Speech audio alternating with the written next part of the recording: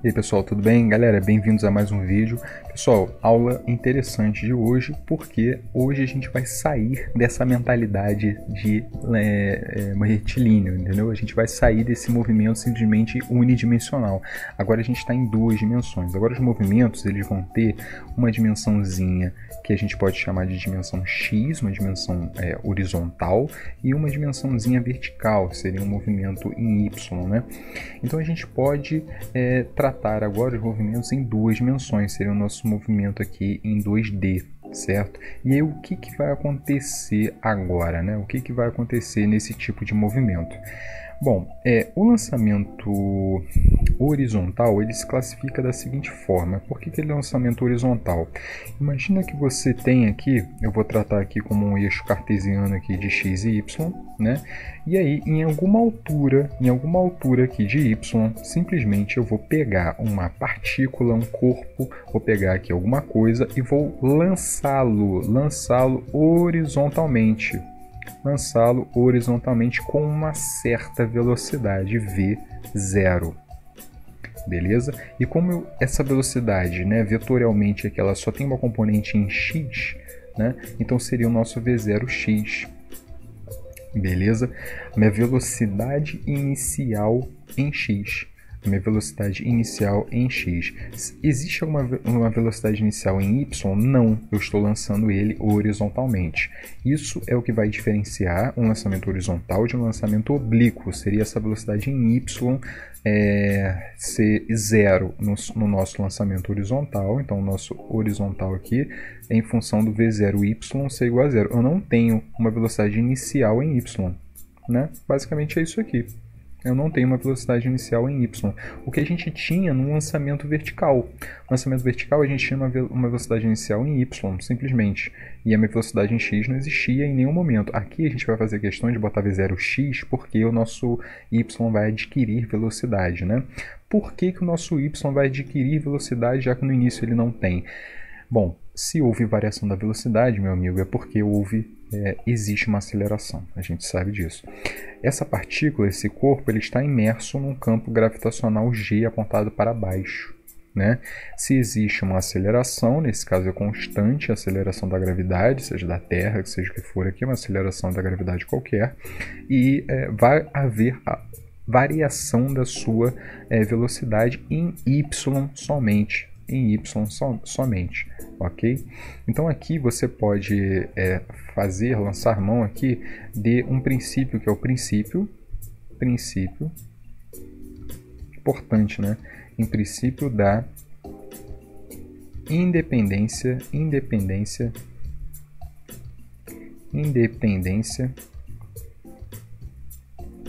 dos movimentos. Olha, muito importante você saber do que se trata esse princípio. E olha só, o que significa esse princípio? Significa que, dado que a sua gravidade aqui ela é perpendicular ao seu eixo horizontal, que é onde tem a sua velocidade inicial, essa gravidade ela não vai alterar essa sua velocidade inicial em x. Essa velocidade inicial em x ela vai perdurar em todo o movimento. A sua velocidade em x ela vai permanecer igual. O que vai alterar aqui? A sua velocidade em y, porque é em y que eu tenho gravidade. Eu não tenho gravidade em x. Se houvesse uma gravidade em x, se eu pudesse decompor, a gente vai ver sobre a decomposição de vetores, né? Essa decomposição da minha gravidade, se houvesse alguma componente em x dessa gravidade, sim, a minha velocidade em x se alteraria. Mas como eu não tenho, eu simplesmente tenho a gravidade total em y, a minha gravidade está totalmente na vertical, significa que somente na vertical que eu vou ter alteração da minha velocidade. Em x eu não vou ter alteração da minha velocidade. A minha velocidade em x ela vai permanecer a mesma, do início até o fim do movimento. O que é o fim do movimento, né? Eu vou fazer com que o fim do movimento seja quando a minha partícula encontrar o solo, né? Eu vou admitir que isso aqui é como se fosse um solo, né? Não necessariamente, né? Mas eu vou acreditar que seja um solo, e aí vai acontecer um movimento, né? E esse movimento aqui, como é que vai acontecer? Parece que vai fazer um negócio tipo assim, né? Vai acontecer uma coisa assim, ela vai parar aqui, né? Cara, assim, nesse sentido a gente pode calcular algumas coisas. Pode calcular, por exemplo, a velocidade final com que ela cai. A gente pode calcular o tempo que demora para ela cair. A gente pode calcular aqui o tempo de queda, né? A gente pode calcular aqui a distância percorrida, aqui o famoso alcance, né? A gente pode calcular aqui esse alcance, né? Então a gente pode calcular aqui algumas coisas, né? Pode calcular aqui algumas coisas bem tranquilo aqui, bem sossegado, né? Essa altura aqui inicial, a gente pode falar que é uma altura H inicial, né? E aí perceba que o meu ΔS, dessa maneira que eu fiz para vocês aqui, Y para cima e X para a direita, né? O meu ΔS vai ser negativo. Perceba que o meu ΔS vai ser negativo. Então depende como você quer fazer. Você vai encontrar aí no lugar na internet que o cara colocou aí o referencial no lançamento. Beleza, tranquilo, né? E colocou Y para baixo. Meu amigo, isso aqui é livre, né? Você pode colocar como você bem entender aqui, mas é importante você perceber o que você vai fazer, né? Eu vou botar dessa forma e vamos ver o que a gente pode fazer aqui em calcular coisas, né? Vamos calcular coisas aqui. Olha só, primeira coisa é o seguinte, esse tempo de queda, a gente consegue calcular esse tempo de queda em função de H aqui? Bom, acho que sim, né? Por quê? A gente sabe que, vamos lá, no eixo X, conforme essa independência dos movimentos, a gente vai ter um MRU. Essa velocidade não vai ser constante? O famoso MRU. Em X não vai ser retilíneo, Guilherme. Meu Deus, mas em X vai, né? Em X a gente tem essa possibilidade de acreditar que em X a gente tem uma velocidade constante, beleza? Já em Y não, né? Nesse movimento aqui que eu vou ter, né? Nesse movimento aqui eu vou ter um movimento de retilíneo uniformemente variado. Ah, mas não vai ser retilíneo. A gente pode avaliar dessa forma. A gente pode analisar que em Y eu vou ter um movimento retilíneo uniforme. Beleza? Um movimento uniformemente variado em Y. Em X eu vou ter um movimento retilíneo uniforme. Beleza? A gente pode avaliar dessa forma pelo princípio da independência dos movimentos. A gente analisa separadamente como se um não existisse em função do outro, né? Eles são independentes. Né? Um não está enxergando o outro, né? É mais ou menos essa ideia. O X existe sem saber o que está acontecendo em Y. E vice-versa, beleza? A gente vai utilizar o princípio da independência dos movimentos para que a gente consiga calcular coisas aqui nesse sentido, né? Então em Y, né, se você analisa aqui em Y, você tem que y de t vai ser igual a y0, mais o meu v0y vezes o t mais o nosso a sobre 2 na aceleração em y vezes o t ao quadrado. Já sei que tem uma aceleração em y, certo? Então o que você vai fazer aqui? Você vai começar a converter aqui, né? O nosso y de t é justamente o que eu quero descobrir. Na verdade não, eu estou querendo um tempo de queda, certo? Eu estou querendo um tempo de queda, então vamos direto ao ponto aqui. O nosso y de t, eu estou querendo saber o meu y final, quem que é o meu y final? O meu y final é 0, né? Olha só aqui o que eu estou fazendo, o meu y final vai ser 0 com certeza, né? O meu y inicial vai ser h. Olha só que interessante que eu estou fazendo aqui. Beleza? Mas o meu V0y é 0, né? Isso aqui vai dar 0, sem problema nenhum aqui. A minha gravidade está apontada para baixo, só que o meu eixo positivo está apontado para cima. Então, meu amigo, olha só, a sua gravidade vai ter que ser negativa aqui. Tranquilo, né? Para a gente poder fazer uma parada direita aqui. Isso aqui é g sobre 2 t ao quadrado, né? T ao quadrado. E olha só que interessante, você já descobriu o tempo de queda. Esse aqui é o nosso tempo de queda. Né? Quando você bota o seu y de t igual a 0, é o y do tempo de queda, certo? E aí que você já tem o meu tempo de queda sossegado aqui, vai ser igual a quanto? Fala para mim. 2h sobre g. Raiz disso aqui. Cara, isso aqui é o mesmo tempo de queda de uma queda livre. Faz sentido isso aí? Sim, porque em y eu tenho como se fosse uma queda livre. Em y eu tenho velocidade inicial? Não, né? Então é justamente isso que está acontecendo, beleza? Isso aqui é o nosso tempo de queda, que é idêntico ao tempo de queda livre que a gente encontrou lá na nossa aula de lançamento vertical e queda livre, né? Mais ou menos essa ideia, e faz bastante sentido, né? Faz bastante sentido essa parada, beleza. Esse alcance, o que seria esse alcance? É essa distância em x que eu percorri, né? Essa distância em x que eu percorri ali, sem muitos problemas, né? A distância em x. E vamos saber aqui como é que a gente calcula essa distância em x. Bom, o alcance, vamos fazer em x aqui, vamos fazer tranquilo aqui, olha só. A equação horária, a lei horária em x, a gente tem um x de t, um x de t é igual ao x0, né? É o x0, mais uma velocidade em x, né, um v0x aqui, que isso aqui não vai mudar nunca, vezes o tempo, né? Tranquilo, esse aqui é o nosso MRU. Aqui em cima a gente tem MRUV e embaixo a gente tem MRU pelo princípio da independência dos movimentos, né? Tá avaliando separadamente aqui. Beleza. O nosso x de t, aqui, perceba que o nosso x0 aqui sendo 0, o meu x de t vai ser o próprio alcance, né? Então eu vou tratar esse cara aqui como sendo o alcance, vou botar dessa forma mesmo aqui, porque sei lá, acho que fica legal. O x0 é 0, né? Eu estou partindo aqui do nosso x igual a 0, né? Perceba aqui que é do jeito que eu fiz, bem tranquilo. O nosso v0x ele é positivo? Sim, porque eu coloquei como eixo positivo aqui para a direita, então o v0x está para a direita, então é v0x mesmo. Aqui é v0x, que é uma coisa que é dada no exercício, né? Vezes o tempo. Meu amigo, quem é esse tempo? Tempo é o tempo de queda, né? Tempo é o tempo de queda, com certeza que é o tempo ali que eu consigo atingir o meu alcance total ali. Esse camarada aqui vai ser 2h sobre g. E aí a gente já tranquilo aqui, a gente consegue, né? Já chegou na fórmula do alcance, seria esse alcance que eu consigo total, né? Alcance total, alcance máximo aqui, isso aqui tem um mínimo, né? Mas o nosso alcance máximo aqui é o alcance que eu consigo chegar fazendo um lançamento horizontal. Olha só, bem sossegado. Olha só, vamos supor aqui que você queira calcular também a velocidade final do nosso objeto aí. E aí eu preciso de um detalhe aqui seu. Vamos supor que você queira a velocidade final, né? Esse camarada, ele imagina aqui que eu fiz um recorte ali. Ele está fazendo esse movimento, né? Ele vai chegar aqui, né? Nesse momento que ele chega aqui, ele tem uma velocidade em x, não tem? Essa velocidade em x aqui é v0x, isso aqui não mudou lá desde o início, né? Essa velocidade em x ela está assim, né? Ela não varia, ela está em modo vetorial aqui, né? A gente vai ter a cinemática vetorial, aquela aulinha bem tópico especial mesmo, não pretendo falar muito sobre a velocidade, sobre a cinemática vetorial. Agora, a velocidade em y está aumentando, né? Existe uma gravidade aqui a favor, né? Vamos dizer assim, de y aqui, né? Então aqui minha velocidade está desse jeito, depois eu aumentei mais um pouco, e aqui chega no final eu vou chegar um valorzinho ali bem especial. Eu preciso saber essa velocidade final em y, essa velocidade final em y. A velocidade inicial em y é 0, certo? O lançamento horizontal se classifica dessa forma. A velocidade final em y, como a gente calcula essa velocidade final em y, meu amigo?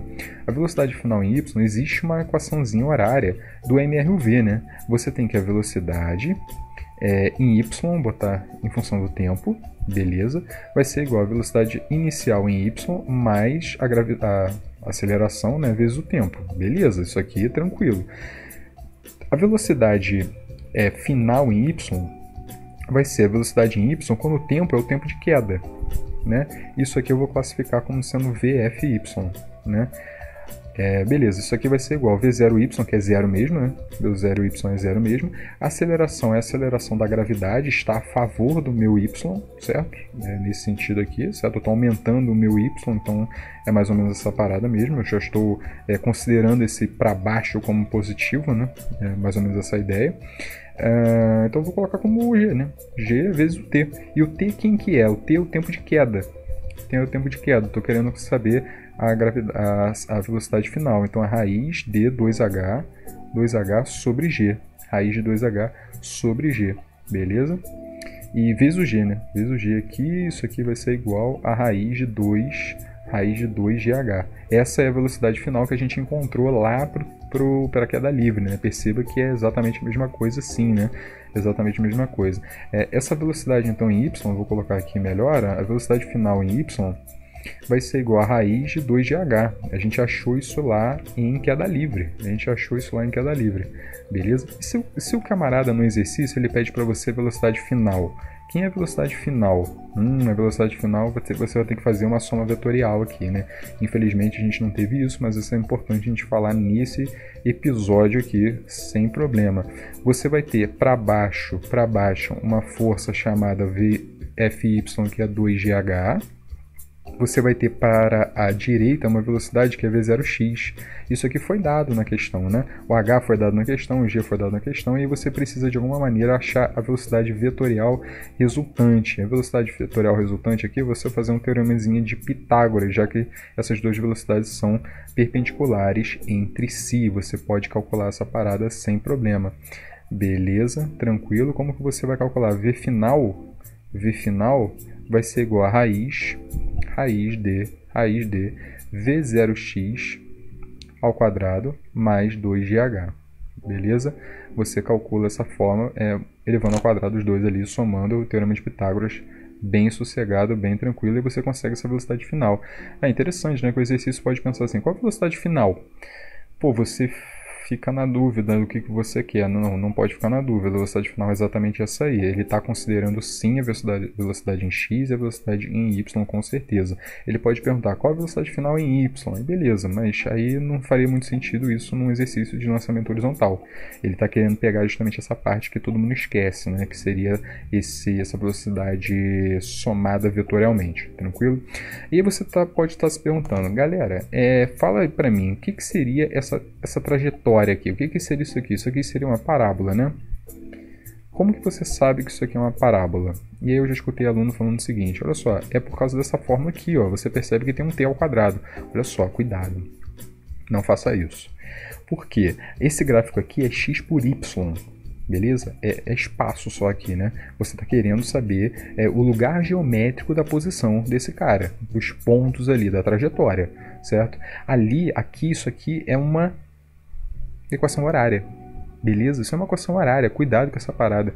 Perceba que não tem tempo aqui no nosso eixo cartesiano, não está em função do tempo, está em função de x e y. São coordenadas do espaço que você tem ali, no caso do plano cartesiano, coordenadas do plano, beleza? E aí você, de alguma maneira, você precisa relacionar essas duas coordenadas aí. Então vem comigo aqui, você tem que x em função do tempo é igual a V0x, né? V0x vezes o tempo.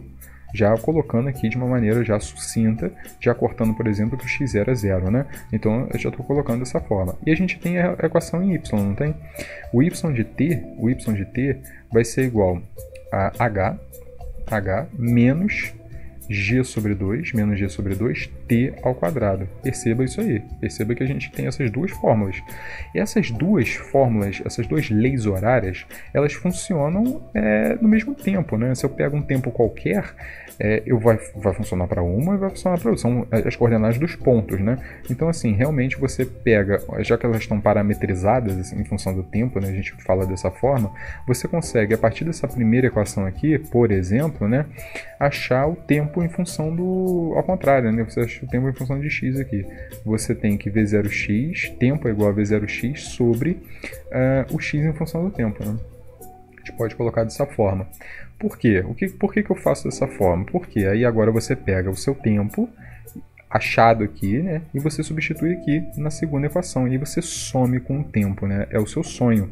O seu sonho sempre foi esse, sumir com o tempo. Você sempre quis fazer isso, só que você não sabia. Beleza? Você precisa fazer isso agora e é assim que a gente resolve. Tranquilo? Galera, a gente vai ter agora um y e eu vou tirar essa função do tempo. A gente não está mais dependendo do tempo, né? Não é y de t, é y só, né? Y de x, né? Mas enfim, eu não vou colocar dessa forma, né? Posso até colocar, né? Posso até colocar em função de x, vou colocar só y. Y vai ser igual a h menos g sobre 2 vezes o tempo ao quadrado, que a gente sabe que é V0x ao quadrado sobre o nosso x de t ao quadrado. Como o tempo sumiu, eu vou colocar só x. É x ao quadrado. Beleza? Esse seria... Ih, caramba, fiz tudo ao contrário aqui. Beleza. Com certeza fiz tudo ao contrário. Foi mal. Ainda bem que você viu aí, já estava me xingando, né? O tempo aqui é x de t sobre V0x, né?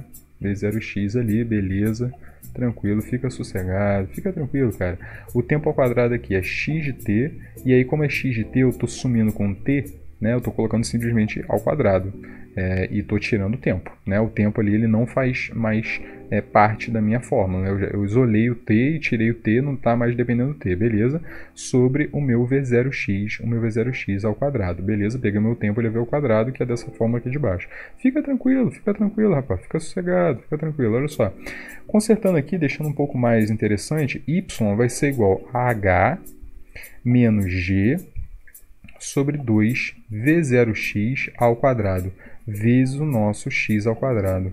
Rapaz, isso aqui é a forma de uma parábola, certo?